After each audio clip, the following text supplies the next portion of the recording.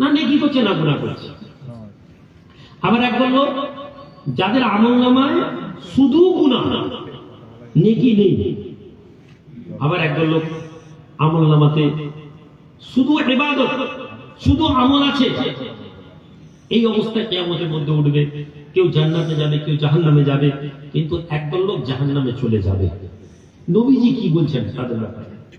সর্বপ্রথম নবীজি ব্যাপারে আমাদের বিশ্বাস আকীদা, কেন পীর ওলি আউলিয়াদের সান্নিধ্য আমাদের জীবনে লাগবে।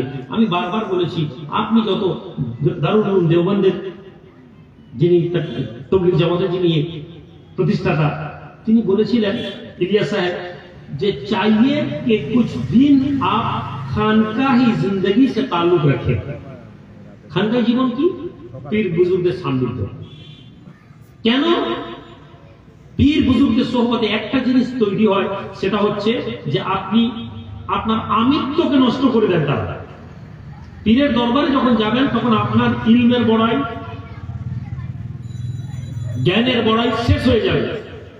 দারুল উলুম দেওবন্দের বড় আলেম বেরিয়ে এসেছেন পীরের দরবারে, আর ওয়াহে সালাসা কি কিতাবের নাম, পীরের দরবারে এসেছেন। আব্বিদি দ্বিতীয় খণ্ডে এই ঘটনাটা বলা আছে। বসে আছেন পীরের দরবারে, হযরত আয়া হুঁ আপসে মুলাকাত করনে, পড়াশোনা কমপ্লিট করে ফেলেছি, পড়াশোনা শেষ হয়ে গেছে, আপনার কাছে দোয়া নিতে এসেছি। হুজুর বলছেন থাকো, আজ রাতটা থেকে যাও। হুজুরের খানকাতে তিনি থাকলেন। থাকার পরে রাতের বেলা তিনি বলছেন আমি ঘুম থেকে উঠলাম, উঠে দেখি খানকাতে জিকির চলছে। তাজকিয়া নফস কদ আফলাহা মান তাযাক্কা, কোরআন বলছে ওই ব্যক্তি কামিয়াব হলো যে তাজকিয়া যাক্কা মানে পবিত্র হলো। কিভাবে? আরবি তো কোরআনে আসতে পারতো, আল্লাহ বলতে পারতেন ওই ব্যক্তি কামিয়াব যে নামাজ পড়ে, কদ আফলাহা মান সাল্লাহ, যে নামাজ পড়ে গেল সে কামিয়াব হয়ে গেল না। আল্লাহ বলছেন কদ আফলাহা মান তাযাক্কা।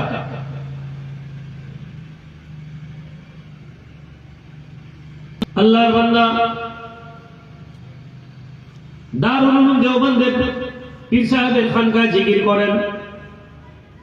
রাতের বেলা তিনি বলেন আমি ঘুম থেকে দেখলাম পীরের দরবারে মানুষ জিকির করছে, আজকার করছে। আমার মধ্যে মনে হলো খাটিয়াতে চৌপায়াতে আমার শুয়ে থাকাটা ভালো নয়। আমিও উঠলাম, দেখলাম কোন মানুষ নামাজের মধ্যে দাঁড়িয়ে, কোন লোক জিকির আজকার করে, কোন মানুষ কোরআন তেলাওয়াত করে। আমিও বসে গেলাম জিকিরের জন্য। জিকির হলো, সকালে ফজরের নামাজ হলো, আমি বেরোতে যাই। এমন সময় হুজুর বললেন যদি বাবা তুমি জিকির না জানো তাহলে জিকিরটা আমার কাছ থেকে শিখে যাও। তুমি তো বড় আলেম, কিন্তু তুমি তো জিকির জানো না, জিকিরটা শিখে যাও। ওলামায়ে দেওবন্দের পীর সাহেব বলেন হুজুরের হুকুম মতো আমি থেকে গেলাম। রাতের বেলা দিনের বেলা করে আমি হুজুরের সোহবতে থেকে ইবাদত করতে করতে করতে করতে আমি শিখলাম জিকির আজকার। ফিরে যাব, হুজুর প্রশ্ন করেন বাবা তোমার হয়ে গেছে, তুমি যাও, বলো তুমি কি শিখে যাচ্ছ আমার দরবার থেকে? তুমি যখন এসেছিলে তখন তুমি কি নিয়ে এসেছিলে? আজকে আমার এখান থেকে যাচ্ছ কি নিয়ে যাচ্ছ? বান্দা বলতে লাগে হুজুর যখন আমি পূর্বে এসেছিলাম তখন আমার ইবাদত বলে যেটা ছিল, যদি কোনো মাসলা আমার জানার প্রয়োজন হতো, কোনো ইবাদতের ক্ষেত্রে, কোনো ফতোয়ার ক্ষেত্রে আমি যদি কিছু জানতাম আমাকে কিতাব খুলতে হতো। আমাকে কোনো মাসলা জানার প্রয়োজন হলে, কোনো ফতোয়া যে কেউ জিজ্ঞেস করলে আমাকে কি করতাম? আমি কিতাব খুলে ফতোয়া দেখে আপনাকে জবাব দিতে হতো। হুজুর যখন থেকে আপনার সোহবতে এসেছি আমি জিকির আজকার করছি, আপনার সোহবতে বসেছি, আমি এখন চোখটা বন্ধ করলেই আমি সমস্ত মসলার উত্তরগুলো খুঁজে পেয়ে যাই। জোরে বলা যাবে না? আফলাহা মান তাযাক্কা। এই কামিয়াবি আমি কোন ফুরফুরা পীরপন্থীর ব্যাপারে বলতে পারতাম, আমি বলি না। কেন না, আপনি যদি ইসলামিক দলগুলোর গোড়াতে যান, ডাক্তার ইসরার আহমদ আল্লাহ তাকে জান্নাত নসিব করুন, আমি জামাত ইসলামী লেকচারারদের মধ্যে এই লোকটাকে ইসলাহি ইলমের উপরে কথা বলতে আর কাউকে দেখিনি। এর থেকে বড় পণ্ডিত লোক আছেন হয়তো, কিন্তু তার দ্বীনি যে ভাবনা, দ্বীনি যে বক্তব্য কম্বাইন করা ইসলামকে। আপনি একজন ভালো মুসলমান এটা বুঝতে গেলে চারটা হালত আপনার থাকতে হবে। কেউ লোক যদি নামাজের দাওয়াত দেয় অথচ আপনার মনে মনে খটখট করে লাগে, তাহলে আপনি জেনে নেন আপনি ভালো মুসলমান হতে পারবেন। নাম্বার 2, আপনি যদি দেখেন আপনার এলাকায় ছেলেরা নবী দিবসের জুলুস বার করছে, নারা লাগাচ্ছে, আর আপনার যদি রাগ হয়, আপনি নিশ্চিত থাকুন আপনার মনের মধ্যে মুনাফিকি আছে। বিষয়টা ওই ছেলেটার কর্মপদ্ধতি ভুল হতে পারে। সাহাবারা হয়তো জুলুস বার করেননি নবীজির, সাহাবারা পেশাব পান করে ফেলেছেন নবীজির সামনে, জোরে বলুন না সুবহানাল্লাহ। সাহাবারা রক্ত পান করে ফেলেছেন নবীজির সামনে, জোরে বলুন না সুবহানাল্লাহ। সাহাবারা বলেছেন আমার মা বাপ কুরবান হয়ে যাক ইয়া রাসূলুল্লাহ, ফিদাকা আবি ওয়া উম্মি ইয়া রাসূলুল্লাহ। নবীর নামে মা বাপ কুরবান হবে কেন? কুরবান তো আল্লাহর জন্য হবে। আজকের দিনে জাত কত আমাদেরকে বলে না, আমরা তো ফিদাকা আবি ওয়া উম্মি কথা বলতে পারি না, আমরা বলি না। আর বললেও আমরা অরিজিনালি আমরা নবীর নামে আমার মা বাপ আমি কুরবান করতে পারবো না, আমি কুরবান হবো, মা বাপ তো অনেক দূরের কথা। একটি ছেলে যখন নবী দিবসের জুলুস বার করছে, একটা এলাকায় আপনি দেখছেন একজন লোক যদি কিয়াম করছে, হে নবী তোমাকে দেখিনি, তোমার মদিনা দেখিনি, কথা বলে সে কাঁদছে, ইয়া রাসূলুল্লাহ সালাম নিন। আপনার মনের মধ্যে যদি খচখচ করে, আপনার মনের মধ্যে যদি মনে হয় বেদাতি, তাহলে আপনি জানুন আপনার মনের মধ্যে মুনাফিকি জন্মে আছে।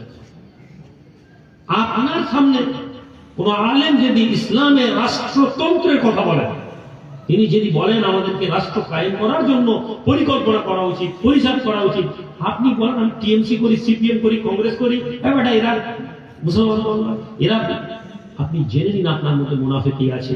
আপনাকে হয়তো কেউ মুনাফিক বলে ডাকছে না, কিন্তু আল্লাহর খাতার মধ্যে আপনাকে মুনাফিকের অন্তর্ভুক্ত করা হয়েছে। আমি এমন মুসলমানকে জানি যারা ইসলামী রাষ্ট্রতন্ত্রের গল্প করতে করতে কখন তৃণমূলের চেয়ারে গিয়ে বসে গেছে, এবং তারা বললে মনে করছে এটা হিকমত, এটা কৌশল, কথা বলেছে, কিন্তু তারা দিনের শেষে কোথাও না কোথাও নিজের তাগুদের উপাসনা করেছে, নিজের নফসের উপাসনা করেছে, আর তারা একমাত্র কাজ করেছে তাদের জীবনে কোনো ভালো মেন্টর নেই, তাদের জীবনে ভালো কোনো শেখ নেই। আমাদের শেখদের, আমাদের পীরেদের, আমাদের বুজুর্গদের সান্নিধ্যের জন্য আমাদের ফয়সালাগুলো আমরা তাদেরকে শোনাই, হুজুর আমি এই কাজ করতে যাচ্ছি, তিনি বলেন করো অথবা বলেন করো না। যেমন ওই আবৃত্তি কিতাবের মধ্যে আছে, দেওবন্দের একজন ছেলে অতিষ্ঠ হয়ে গেছে, অতিষ্ঠ হয়ে বেরিয়েছে, হুজুরকে বলছে হুজুর আমি আজকে বাড়ি চলে যেতে চাই, আমার মনটা বড় খারাপ, আমি খুব পরেশানি আছি, আমি কষ্ট হচ্ছে। হুজুর বললেন তুমি আজকে থেকে যাও, এবং সে থেকে গেল পীরের কথা শুনে। সকালে খবর পেল যে রাস্তা দিয়ে সফরে যাচ্ছিল, সেই সফরে ডাকাতি হয়েছে, বহু মানুষের জানমালের ক্ষতি হয়েছে। সে বলতে লাগলো আল্লাহ পাক আমার পীরের মাধ্যম থেকে আমাকে হেফাজত করেছে। হেফাজতের মালিক আল্লাহ, কিন্তু আল্লাহ আমাদেরকে ওসিলা দিয়ে পাঠিয়েছেন। আল্লাহ পাক চাইলে কুন ফায়াকুন, ফাইজা আরাদা শাইআন ইয়াকুল লাহু কুন ফায়াকুন, যখন তিনি ইচ্ছা করেন কোন জিনিস করিতে, হও বললেই হয়ে যায়। তাহলে তিনি মা বাপ তৈরি করলেন কেন, মায়ের পেটে বাচ্চা রাখলেন কেন? তিনি হও বললেই হয়ে যায়। পৃথিবী তৈরি করতে সময় দিলেন কেন? আল্লাহ আমাদেরকে একটা সিস্টেম দিয়েছেন, এই সিস্টেমের মধ্যে আমাদের জীবনে একজন মেন্টর থাকতে হবে। এই মেন্টর দুনিয়াতে আমাদের কাজে আসবে, এই মেন্টর আখিরাতে আমাদের কাজে আসবে। আমাদের প্রথম মেন্টর হচ্ছেন আমাদের রাসূলুল্লাহ সাল্লাল্লাহু আলাইহি ওয়াসাল্লাম। আল্লাহ নবী দয়ার নবী বলেন, আয় আমার সাহাবারা, আমি রাসূলুল্লাহ দুনিয়ার মাঝে তোমাদের কাছে যখন থাকি, আমি যখন দুনিয়ায় তোমাদের মাঝে আছি, আমি তোমাদের জন্য উপকারী। জোরে বলুন সুবহানাল্লাহ। নবী আমাদের জন্য কি উপকারী? নবী বলছেন, হে আমার সাহাবারা, আমি রাসূলুল্লাহ তোমাদের মাঝ থেকে দুনিয়া ছেড়ে চলে যাব, পৃথিবী ছেড়ে চলে যাব। আমি যেদিন তুমি দুনিয়া থেকে ছড়ে চলে যাব, ওই দিন আমি আরো বেশি তোমাদের জন্য উপকারী হয়ে যাব। এখন ভাই দুনিয়াতে নবীজি আছেন উপকারী বুঝলাম, দুনিয়া থেকে ছেড়ে চলে গেছেন আরো বেশি উপকারী কি করে? কোনদিন ভেবে দেখেছি? আমরা বলছি নবী চলে গেছেন, নবীর ক্ষমতা শেষ। আমরা এই বিষয়গুলো আমাদেরকে বুঝতে গেলে এক ঘন্টার জলসার মজলিসে বোঝা সম্ভব নয়। এই জিনিসগুলো বুঝতে গেলে আমাদের ভেতরে এই আবেগটাকে প্রতিষ্ঠিত করতে হবে।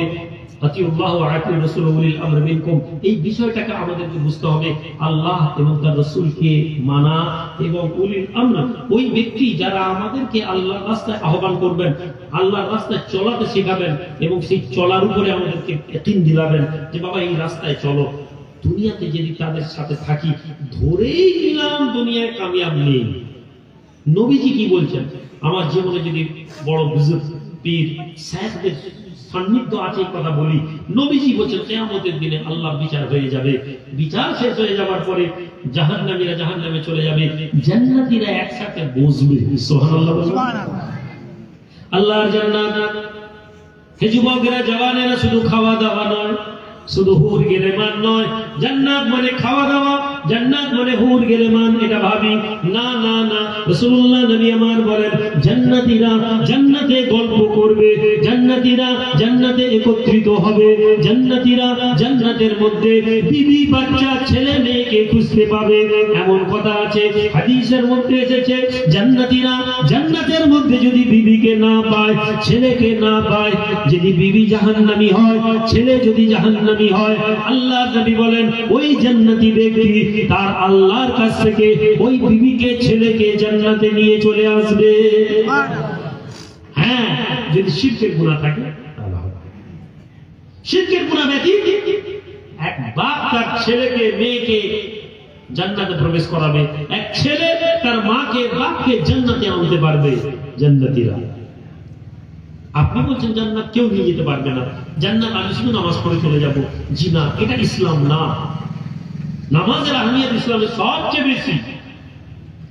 ইসলাম একটা কনসেপ্টের নাম। 5 ওয়াক্ত মসজিদের মধ্যে গিয়ে নামাজ পড়ে নেওয়ার নাম উদখুলু ফিস সিলমে নয়। নবী দিবসে নবীর নামে ঝান্ডা লাগিয়ে নারায়ে রিসালাত লাগিয়ে নেওয়ার নাম নবুয়ত, নবীর মুহাব্বত নয়। ইসলাম একটা জীবন যাত্রার নাম, যে জীবন যাত্রায় সব ইবাদতেও সবকিছু থাকবে, আমলি জিন্দেগিতেও সবকিছু থাকবে, প্র্যাকটিক্যাল জীবনে থাকবে, সোশিও লাইফে ইসলাম থাকবে, ইকোনমিক্যাল লাইফে ইসলাম থাকবে। আজ 90% মুসলমান যাদের ইসলামের সোশিও সমাজের মধ্যে কোনো ইসলাম নেই। সামাজিক মুসলমান হিসেবে ইসলামের কি ভূমিকা আপনি দেখুন, বলুন। একটা লোক 40 বছর নামাজের দাওয়াত দিচ্ছে, অথচ 10 মিনিট সোশিও ইসলামের ব্যাপারে কথা বলতে পারে। একটা লোক 30 বছর ধরে নবীর মুহাব্বতের গল্প শোনাচ্ছে, কিয়াম পড়াচ্ছে, মিলাদ পড়াচ্ছে, ওকে বলুন তো ফাইন্যান্সিয়াল সাইডে ইসলামের কি অবদান আছে, ইসলাম কি বলতে চাইছে অর্থনৈতিক বিষয়, ও বলতে পারবে না। বিষয়টা একদিকে, আবার একদল লোক অর্থনীতির উপর ইসলামের 1 ঘন্টা কথা বলতে পারবে, কিন্তু ওই লোকটা তাজকিয়া নফসের সম্পর্কে তার কোনো ধারণা নেই। তার মনে হচ্ছে একটা ইসলাম হচ্ছে সামাজিক জীবন, দুনিয়াতে ইসলাম প্রতিষ্ঠিত করে দেওয়া মানে কামিয়াব না। আমাদের একটা আখিরাত বলে জীবন আছে, ওই জীবনটাকে আমাদেরকে তৈরি করতে হবে। দুনিয়ার জীবনে আমরা ফেল হলেও হতে পারি, দুনিয়ার জীবনে আমার বাড়ি হতেও পারে, নাও হতে পারে, দুনিয়ার জীবনে আমার গাড়ি হতেও পারে, নাও হতে পারে, কিন্তু দুনিয়ার জীবনের উপরে আমার আখিরাতের মানদণ্ড নয়। দুনিয়াতে আমি ফেল হলাম, আমার বিবি আমাকে বললো তুমি বেকার স্বামী, আমার বাপ বললো তুই বেকার ছেলে, আমার ছেলে বললো বাপ তুমি আমার জন্য কি করেছো, আমি ব্যর্থ হলাম। কিন্তু আল্লাহর দরবারে আমি এইটা নিয়ে উঠলাম যে আমি আল্লাহর ইবাদত করেছি, আল্লাহর নাফরমানি করেছি, কিন্তু আমি আল্লাহর গোলামি ছাড়া অন্য কারো গোলামি করিনি। এই ব্যক্তি উঠে গেলে কিয়ামতের দিনে কামিয়াব। আবার দুনিয়াতে আমি একটা এমন সোশিয়াল সিস্টেম বানালাম, অর্ধেক মুসলমানের গরিবি শেষ হয়ে গেল। আমি দুনিয়াতে এমন একটা পলিটিক্যাল দল বানালাম যেখানে মুসলমানরা 200টা এমএলএ বানিয়ে ফেললো, মুসলমানরা একটা রাজ্য তৈরি করলো, কিন্তু আমি ব্যক্তি জীবনে, আমার জীবনে কি হলো না, আমার ইসলামের প্রতিষ্ঠানের কোনো জায়গা নেই। আমরা এমন ইসলাম মুসলমানের নামে মাথায় টুপি দিয়ে নাড়া তো লাগালাম, কিন্তু আমি সুদ বন্ধ করতে পারলাম না। উদাহরণ সৌদি আরব, ইসলামিক রাষ্ট্র, কিন্তু আপনি বলুন সেখানে সুদ প্রতিষ্ঠিত। দুবাই ইসলামিক রাষ্ট্র, মদ এভেলেবেল, তাহলে এই ইসলামিক রাষ্ট্র কি বলবো আছে?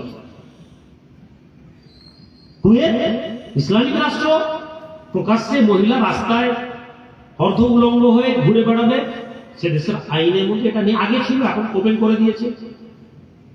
ইসলামিক রাষ্ট্র হয়ে যাওয়াটা বড় কথা নয়। আমি রাস্তার মোড়ে মোড়ে মসজিদ করে দিলাম, নামাজের আওয়াজ দিয়ে দিলাম, আমি মনে করলাম আমি নামাজকে প্রতিষ্ঠিত করে দিলাম। আল্লাহ বলছেন আকিমুস সালাহ, আমি নামাজ প্রতিষ্ঠিত করে দিলাম। আপনার মনে হয় নবীজি এই নামাজ প্রতিষ্ঠিত করার কথা বলেছেন? উভয় দিকটা যখন তৈরি করতে পারবো, তৈরি করার চেষ্টা করব। ব্যক্তি জীবনে অনেক গুনাহ আছে, কিন্তু আল্লাহ রাসূলের প্রতি মান্যতা আছে, আল্লাহ ওয়ালাদের সহবতে বসেছি, ক্ষমতা অনুযায়ী আমি রাষ্ট্র কায়েম করতে পারিনি, কিন্তু আমি দুটো গরিবের ঘর পালন করেছি। আমি সুদ বন্ধ করতে পারিনি, কিন্তু ব্যক্তি জীবনে নিজে সুদ নিয়ে নিনি। আর একজন মুসলমানের সুদের প্রয়োজন ছিল, আমি তাকে নিজে 10,000 টাকা দিয়ে তাকে সুদ নেওয়া আটকেছি। আপনি জেনে নিন, এটা উদখুলু ফিস সিলমে কাফা আমল। আরে এই জন্য আল্লাহ ওয়ালাদের নিতে হবে। নবীজি বলছেন জান্নাতীরা বসবে, জান্নাতীরা বসে আলাপ আলোচনা করবে, জান্নাতীরা বসে আলাপ আলোচনা করবে। কি আলাপ আলোচনা করবে? অমুকের ছেলে অমুক কোথায়, অমুকের ছেলে অমুক কোথায়। তাদের মধ্যে এক বলবো, এই লোকটা জান্নাতে আসেন, কোথায়? তো জাহান্নামে চলে গেছে। আল্লাহ নবী বলেন, ওই জান্নাতীদের মাঝ থেকে এক জান্নাতী বলবে, রব্বি আল্লাহ, দুনিয়ার জমিনে ওই ব্যক্তি আমাদের সাথে মহব্বত করতো, ভালোবাসতো, আর তার আমলের জন্য জাহান্নামে গিয়েছে। আল্লাহ, ওই ব্যক্তিকে যদি আপনি দয়া করেন। আল্লাহ বলবেন, আজ তোমাদেরকে নিরাশ করা হবে না। সুবহানাল্লাহ বলবেন। জাহান্নাম থেকে যদি জান্নাতে একবার নাম লিখিয়ে নিতে পারেন, নবীজি বলছেন আর নিরাশা, হতাশা, অবসাদ, এইসব জিনিসগুলো জান্নাতীদের মধ্যে থাকবে না। যেটা বলি, শুধু এন্ট্রি হয়ে যাওয়া। জান্নাতে যদি এন্ট্রি হয়ে যেতে পারে কেউ, আপনি যদি নিজে জান্নাতের কাজ না করতে পারেন, দুনিয়াতে জান্নাতীদের যে সিম্পটম, লক্ষণ বলা হয়েছে যাদেরকে, ওই ব্যক্তিদের সাথে কেন জুড়ে যেতে বলতে হয়েছে? নবীজি বলছেন যে ওরা বসে যাবে এবং কি করবে না, আল্লাহকে বলবেন, ওই লোকটা আমাদের বলে নিরাশ করা হবে না, যান ওদেরকে নিয়ে জান্নাতে প্রবেশ করুন, জাহান্নাম থেকে বার করে ওদেরকে জান্নাতে হবে। নবীজি বলছেন জাহান্নামীরাও বসবে, জাহান্নামের শাস্তি হতে হতে শাস্তি হালকা হবে। এক এক সময় জাহান্নামীদের শাস্তি একটু হালকা হবে। যখন হালকা হবে তখন জাহান্নামীরা একে অপরের সাথে কথা বলবে, বলবে যে আজকে অমুকের ছেলে অমুককে জাহান্নাম থেকে বার করা হয়েছে। জাহান্নামীদের মধ্যে একজন বলবে, কেন? ওর কি বাপ শহীদ ছিল? তার মানে শহীদ যে হবে তার বাপ, সে তার বংশের লোককে জান্নাতে নিয়ে যাবে। তো জিজ্ঞেস করা হবে কি ওর বাপ কি শহীদ ছিল? বলা হবে না।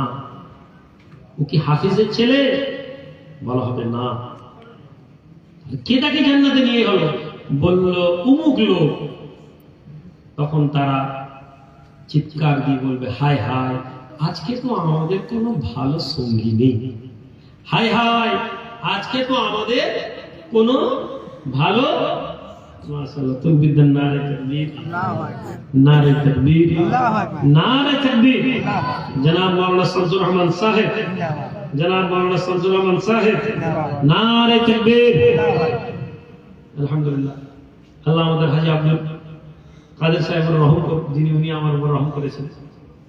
খুব তাড়াতাড়ি বলেছিলেন, ভাই শরীরটা একদম ভালো নেই। তাও এমন ভুলভাল, কে কখন ডায়েরিতে দাওয়াত লিখে দিয়েছে, জলসা 3 দিন আগে পর্যন্ত জলসা নিয়ে বসে আছে, কালকে ময়নাতে আছে, পরশুদিন বারাসাত আছে। তারা ওই আয়াতটা পড়বে, হায় আমাদের জন্য আজকে কোনো সঙ্গী নেই, কোনো সুপারিশকারী নেই। ওমা লানা মিনাশ শাফিঈন ওয়ালা সাদীকিন হামীম। হায় হায়, আমাদের জন্য কোনো সুপারিশকারীও নেই, আর সাদীকিন হামীম, আমাদের কোনো অন্তরঙ্গ বন্ধু নেই। কোরআনের মধ্যে আল্লাহ দিয়েছেন, আমরা কোরআন পড়ি, কিন্তু কোরআনের মধ্যে নিজেদের টুকুনটা নিয়ে নিই। আমরা বলি না কেউ কাউকে জান্নাতে নিয়ে যেতে পারবে না। আল্লাহ কোরআন বলছে সুপারিশকারী, ওমা লানা মিনাশ শাফিঈন, আজকে আমাদের জন্য কোনো সুপারিশকারী নেই যারা আমাদেরকে জান্নাতে নিয়ে যাবে। ওয়ালা সাদীকিন হামীম, আজকে আমাদের কোনো ভালো বন্ধু নেই যে আমাদের জন্য বন্ধুত্বের কারণে জান্নাতে নিয়ে যাবে। পীর বলি আউলিয়া তো অনেক উচ্চ, শহীদ তো অনেক উচ্চ। হে যুবকেরা, এমন একজন ভালো লোককে বন্ধু বানান, যে লোক আল্লাহর রাস্তায় আছে।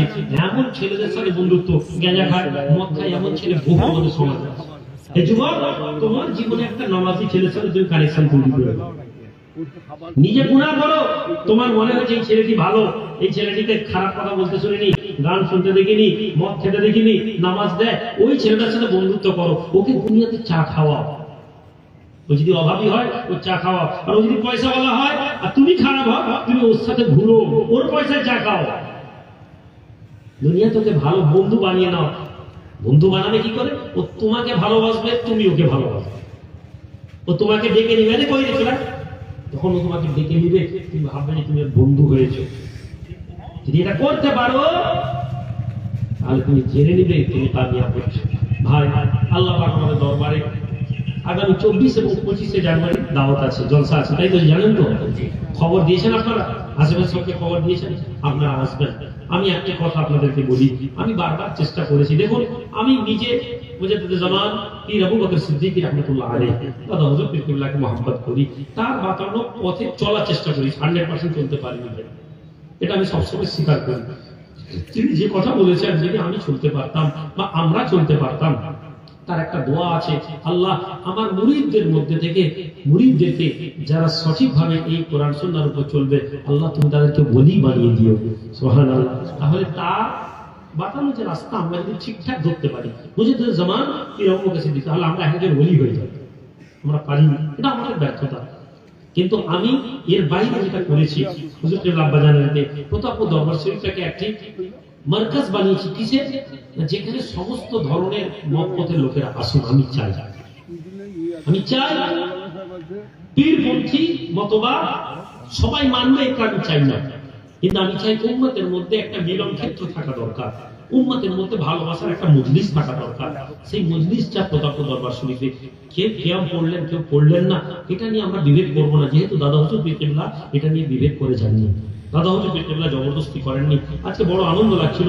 আর সকালে তাবলীগ জামাতের আমির সাহেব সহ প্রায় 10-12 জন লোক এসেছে। সকাল 8:30টায় পৌঁছে গেছেন, আমি শুনেছি। আর আমি তো বেলা করে উঠি, আপনারা জানেন, 9:30-10টার পরে বেরোয়। 9:30 ঘরে খবর পাঠিয়েছি, কিন্তু আমি শুনেছি। তারপর উঠে গোসল করে বেরোতে বেরোতে আমার 10টা বেজে গেছে। তারা অপেক্ষা করছেন, হুজুর সাহেবের সাথে দেখা করলেন, আমার মনটা ভালো হয়ে গেল। দেখুন, একটা সমালোচনা হলে আমরা মাইক উঠে বলি এই তবলিগ এটা করছে, এটা করছে, তো ভালো দিকটাও আমাদেরকে বলতে হবে। তারা এসছেন, দাওয়াত দিয়েছেন, একটা বিষয় কথা হলো, অনেক বিষয় কিছু কথা বলা রাখলাম, আমিও কিছু কথা বললাম। ইসলাহ হয়ে গেলে, ভালো হয়ে গেলে সেটা প্রকাশ্যে বলা যাবে। অন্তত পক্ষে ভালো কথা আমাদের মধ্যে আলোচনা হয়েছে। আমি খারাপ বলতে পারি না, তাদের সাথে আমার মতবিরোধ আছে। তারা যদি মনে করেন যে আমার কোনো কাজকে তারা ভুল প্রমাণ করবেন, তারা আমার 10টা কাজকে ভুল প্রমাণ করলে আমি তাদের 200টা কাজকে ভুল প্রমাণ করতে পারবো। কিন্তু এটা আমরা করে এসেছি। এই কাজ আমাদের পূর্বপুরুষের বুজুর্গদের মধ্যে একজন লোক আলেম ওলামারা এই কথাগুলো করে উম্মতের মধ্যে বিভক্ততা করেছে। আজকে যদি আমরা সবাই মিলে, অনেক বড় বড় ইস্যু আছে, আমরা বিপদগ্রস্ত, আজকে গোটা গাজা দেখলেন, প্যালেস্টাইন দেখলেন, ফাতেহ তো হবে, জয়ী তো হবো, কিন্তু আপনি দেখুন 70,000 মানুষের জান চলে গেল গাজাতে, 70,000 মুসলমানের জান গেল। আপনি নিশ্চিত থাকেন আজকে আপনার আমার উপরে যখন এইটা আসবে, তখন তারা আমাদেরকে তবলিগ, ফুরফুরা, জামাত ইসলামী, আহলে হাদিস দেখবে না। গাজাতে আপনার কি মনে হয়? প্যালেস্টাইন গেছি, দেখেছি, আপনার কি মনে হয় প্যালেস্টাইনে মতপথ নেই? প্যালেস্টাইনে ইসলামী দল আছে, ওখানে লোক, একদল লোক ক্যাম্প পড়ে, একদল লোক ক্যাম্প পড়ে। আমি দেখার কথা বলছি, গিয়ে বলেছি, মাগরিবের নামাজ পড়ছি দাঁড়িয়ে, আমাদের সাথে একটি জামাতের লোকেরাও গেছিলেন। তারা মাগরিবের নামাজ, যেমন বলেন আমরা ওয়াহাবি পিছনে নামাজ পড়বো না, তারা মসজিদে গিয়ে, যেখানে আল্লাহ নবী মেরাজে গেছিলেন যে গুহাটা, ওইখানে বসে বসে নামাজ পড়ছে। আর এখানে মাগরিবে জামাত চলছে, আমরা জামাতে পড়ছি, ওখান থেকে আওয়াজ আসছে আল্লাহু আকবার, সামি আল্লাহু আকবার। নামাজ শেষে ওটা মসজিদ 300-350 মুসল্লি একসাথে হই হই হই করে গেছে। দ্বিতীয় জামাত মুসলমান ইমাম সাহেব এসেছেন, আপনারা দ্বিতীয় জামাত করলেন কেন? হই হই করে তো বহুত সোজা, এই প্রশ্ন সেই প্রশ্ন। লাস্টে তারা বলছেন আমরা আপনাদের পিছনে নামাজ পড়ে দিতাম, আপনাদের যদি মনে হয় আমাদের পিছনে নামাজ হবে না। কত উদারতা দেখুন। কাফের তো সবাই সবাইকে বলতে পারে না। মসজিদে বসে এক মৌলানা সাহেব আরেক মৌলানা সাহেবকে বেদাতি জাহান্নামী বলি, মসজিদে বসে আমরা একে অপরকে বাতিল বলি। মদ দোকানে দেখি দুটো মুসলমান কখনো একে অপরকে কাফের জাহান্নামী বলে। মসজিদে বসে কাফের জাহান্নামীর কথা আলোচনা হয়, মসজিদে বসে বসে আপনি আরেকটা ইসলামিক দলকে জাহান্নামী বলেন। মসজিদে আমি আলেম মুফতিকে আমি শুনেছি একজন আরেকজনের বিরুদ্ধে অপপ্রচার করে। আপনি মনে করছেন এইটা আমাদের ইসলাম? আল্লাহর দয়া, আল্লাহর রহমত, কিয়ামতের দিন আল্লাহর রহমত কাফেরেরা যখন দেখবে, তারা মনে করবে আমরা নাজাত পেয়ে যাব। এটা পড়ার পরে, এটা জানার পরে আমার মতন ভাবছেন বলে আমি আরেকজনকে জাহান্নামী বলছি, আমি আরেকজনকে কাফের বলছি, আমি আরেকজনকে বেদাতি বলছি। চলছে। সুতরাং আপনারা আসবেন, আলহামদুলিল্লাহ। মিশরের একজন প্রফেসর আসবেন, অনেক ইন্টেলেকচুয়াল প্রফেসর। আপনারা তো জানেন মিশরের লোকেরা প্যান্ট শার্ট কোট কোট পরে। আমাকে বলছে আমাকে কি জুব্বা টুব্বা করতে হবে নাকি? আমি বলছি না, করতে হবে। আলহামদুলিল্লাহ আমার দরবারের যা পরিবেশ, মেদিনীপুরের যুবকদের যা মেজাজ, সেখানে বাহ্যিক দেখানোতে আমরা আমাদের ছেলেরা বুঝে না। জ্ঞানের আলোচনা কথাবার্তা হবে। মুসলিম পার্সোনাল ল বোর্ডের যিনি আছেন উনিও বলেন আপনি ভাইজান আসবেন, উনি তো আসেন আমার বাড়িতে, ডাক দিলে চলে আসেন। আলহামদুলিল্লাহ বড় বড় ইসলামিক দলের যারা আছেন, হাজার বাহরুল শাহ এর পীরপন্থী অনেক বড় আলেম, পীরপন্থী মানুষ, উনি আসবেন বোম্বে। শুক্রবার শনিবার দুদিন পাট পাট করে বড় বড় ইন্টেলেকচুয়াল লোকেদেরকে আমি দেখেছি, যাতে এটা বোঝা আমরা পীরপন্থীরা শুধু কিয়াম মিলাদে আটকে গেলে চলবে না। কিয়াম মিলাদ আমাদের পরিচয়, আমরা করবো। দাদা হুজুর পীর কেবলা এটা কি ফরজ ওয়াজিব সুন্নত নফল কিছু করে গেছেন না? কিছুই করেনি, মুস্তাহাসান আমল করেছেন। আজকে আমাদের পরিচয় দেখুন, কিয়াম মিলাদ ছাড়া আমাদের কোনো পরিচয় নেই। ইলমের পরিবেশ আমাদের মধ্যে থেকে উঠে যাচ্ছে। আমাদের যুবকরা 4টা কালমা জানে না, আমাদের যুবকরা নামাজের ফরজ বলতে পারে না, আমাদের যুবকরা মসজিদমুখী হচ্ছে না। ব্যর্থতা কার? আমার ব্যর্থতা। দরবার শরীফে কোরআনের মজলিস বানিয়ে দিলাম, কোরআন পড়া, কোরআন সূত্র করে পড়া শুক্রবার দিন করে দিলাম। হাফেজদেরকে বেতন দিয়ে রাখলাম, কিছু হাফেজরা বিনা পয়সা পড়ান, কিছুদেরকে পয়সা দেওয়া হচ্ছে।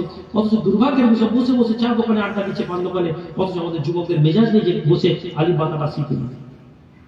কেন না? তারা মনে করেছে যে এটা না হলেও চলবে। আমরা চেষ্টা করছি, আল্লাহ পাক আমাদের সকলকে কবুল করেন। আপনারা প্রত্যেককে দাওয়াত থাকলো শুক্রবার শনিবার পৌঁছান। আল্লাহ আমাদেরকে হেদায়েত করুন। আল্লাহুম্মা আমিন। اللهم ربنا آتنا في الدنيا حسنة وفي الآخرة حسنة وقنا عذاب النار. ربنا ظلمنا أنفسنا وإن لم تغفر لنا وترحمنا لنكونن من الخاسرين. لا تزغ قلوبنا بعد إذ هديتنا وهب لنا من لدنك رحمة إنك أنت الوهاب. له الملك وله الحمد يحيي ويميت وهو حي لا يموت بيده الخير وهو على كل شيء قدير. يا الله পাক মেহেরবান মাওলা, মেহেরবানি করে আপনি আমাদের এই দোয়ার মজলিসকে কবুল করে নিন। হে আল্লাহ পাক হাজী আব্দুল কাদের সাহেব বাড়িতে, হে আল্লাহ পাক প্রতি বছর এরকম একটি মজলিস করা হয় মাওলা। ভুল ত্রুটির মধ্যেও মাওলা আমরা আপনার হুকুমে বসেছি মাওলা, আপনার আলোচনা করেছি মাওলা। ইসলাহে কলব, ইসলাহে দ্বীনের উপরে আমরা আলোচনা করেছি। এর আলো আলোচনা হবে মাওলা, আপনি আমাদের এই আলোচনা দিয়ে আমাদের দুনিয়াকে খায়ের ও বরকত দান করুন। হে আল্লাহ আমাদের আখিরাতকে আপনি ভালো করে দিন মাওলা, আমাদের দুনিয়া এবং আখিরাতের মধ্যে উত্তম রাস্তা আপনি তৈরি করে দিন। তু হালিমি তু করিমি তু রহিমি আতা কর হামে রাহে মুস্তাকিমি। আল্লাহ পাক হুজুর কেবলা অসুস্থ আছেন মাওলা রব্বুল আলামিন, এই দুনিয়াতে আমাদের সকলকে একদিন ছেড়ে চলে যেতে হবে। হে আল্লাহ পাক আপনার হুজুরে সবকিছু আবেদন থাকে মাওলা, কেউ সারা জীবন থাকবো না, কেউ আবেদন চিরন্তন, কেউ এই দুনিয়ার জন্য আসেনি মাওলা। তবে রব্বুল আলামিন আপনার বান্দাদের যাদেরকে দিয়ে আপনি যা চান তাই কাজ করিয়ে নিন। হে আল্লাহ হুজুর কিবলাকে আপনি শারীরিকভাবে সুস্থ রাখুন মাওলা। হে আল্লাহ তার জামাতে না যাওয়ার কান্নাকে আপনি কবুল করে নিন মাওলা। হে আল্লাহ তাকে জামাতে নামাজের জন্য আপনি তাকে পৌঁছে সুস্থ করুন মাওলা। হে আল্লাহ পাক তার দুনিয়ার ইবাদতের বিষয়ে যা দোয়া আছে মাওলা, ওই দোয়াগুলো আপনি কবুল করুন। হে আল্লাহ তার সঙ্গে আমাদের প্রত্যেককে আপনি ইবাদত করার তৌফিক দান করুন। হে আমার রব, আপনার প্রতি রাজি থাকার তৌফিক দান করুন, আপনার প্রতি রাজি থাকার আমাদেরকে তৌফিক দান করুন। আমাদের অন্তরগুলোতে আপনার রজামন্দি দান করুন। সাল্লাল্লাহু আলা খায়রি খালকিহি ওয়া আসহাবিহি আজমাইন বিরহমাতিকা ইয়া আরহামার রাহিমিন বিহাক্কি লা ইলাহা ইল্লাল্লাহু মুহাম্মাদুর রাসূলুল্লাহ। আসসালামু